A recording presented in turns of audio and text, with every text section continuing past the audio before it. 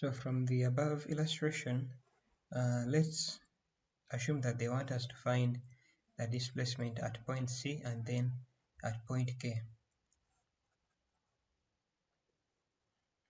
Okay, so from the above, let's assume that we are starting with the displacement at a point K.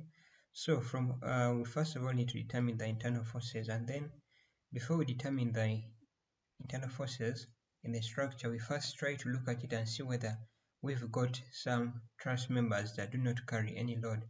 Now if you look at this particular side here, this one here, like we see that these ones form a structure that is similar to a T. So this one here would be having an internal force that is equal to a 0.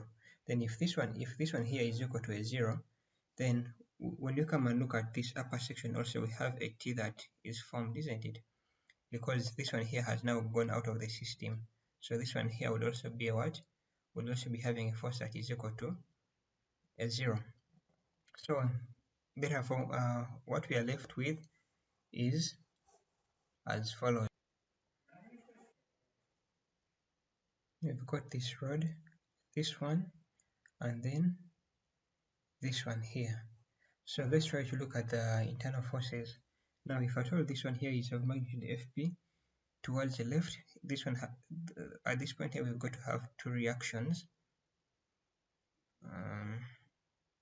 At this point we've got to have two reactions, so it must be having one horizontal in the opposite direction of magnitude Fp, and then this force here and then this force here up, they do form a what? They do form a couple that cause the system to rotate in the clockwise direction.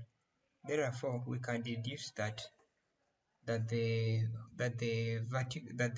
vertical reactions at this point here and then at this point also must be forming a couple of the equal magnitude.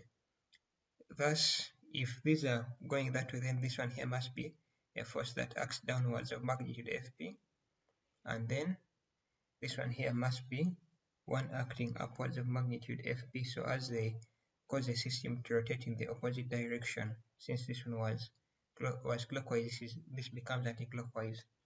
So next, if this force here is equal to Fp, that implies that the force inside this truss here to counteract this would cause an internal force of negative Fp. Then if this is negative Fp, even here on top we shall have a reaction that is equal to negative Fp. And then if that is negative Fp, then now let's look at this one here that slants here. So we see that we have a structure that is similar to that of, we can form up a triangle at this point, and then since it is of unequal dimension AA, this one here would be equal to root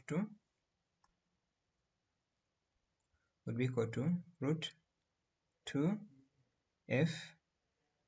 Fp.